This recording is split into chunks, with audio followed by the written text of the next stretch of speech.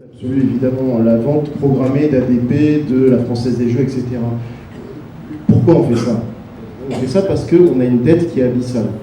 Le problème de la dette, en particulier, c'est pas finalement son poids, c'est ce qu'elle nous fait faire. Et ce qu'elle nous fait faire, c'est qu'elle nous fait vendre en effet nos joyaux nationaux. Et pourquoi? Parce que depuis la loi Pompidou-Rothschild de 73, l'État français ne peut plus s'autofinancer en empruntant auprès de la Banque de France, mais il a été obligé depuis 1973 d'emprunter sur les marchés financiers qui nous prêtent à des taux usuriers.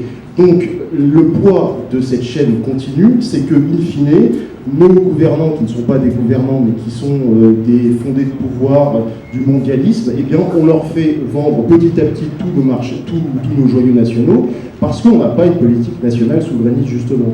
Alors, pour revenir sur le service public de l'éducation, évidemment, c'est fondamental, ça me tient particulièrement à cœur. Je suis enseignant dans un lycée. Il faut savoir qu'à la rentrée 2019, il y a deux écoles sur 10, d'écoles maternelles en Seine-et-Marne, qui verront leur classe, au moins une de leurs classes, fermée.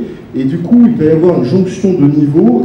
On va passer dans 2 écoles sur 10 en Seine-et-Marne, et surtout dans les zones rurales, à des classes à 3 niveaux avec 32 à 33 élèves, ce qui est bien sûr impossible. Pourquoi? Parce que toutes les réformes de l'éducation sont d'essence libérale depuis une quinzaine, une vingtaine d'années, parce que les donneurs d'ordre sont à Bruxelles et puis derrière à l'OCDE, parce que pour les libéraux de droite et de gauche, dont Emmanuel Macron est bien sûr la quintessence, et bien l'éducation ça coûte beaucoup trop cher, ça sert à rien d'éduquer le peuple, puisque le peuple de toute façon il est voué soit à être chômeur, soit à être gilet jaune, à gueuler, à faire des débats nationaux qui serviront à rien, malheureusement je le crois.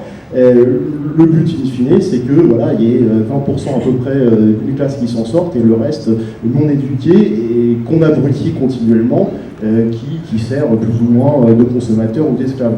Donc le problème véritablement sur l'éducation, c'est qu'on n'a plus une éducation qui, comme le disait Paul Langevin, promotion de tous et sélection des meilleurs. Au contraire, on a une éducation qui abrutit malheureusement et qui, eh bien, on fait des économies sur l'éducation alors que ça devrait demeurer eh bien, notre premier poste de défense. Et pour terminer, notre premier poste de défense maintenant, c'est plus l'éducation, c'est la dette.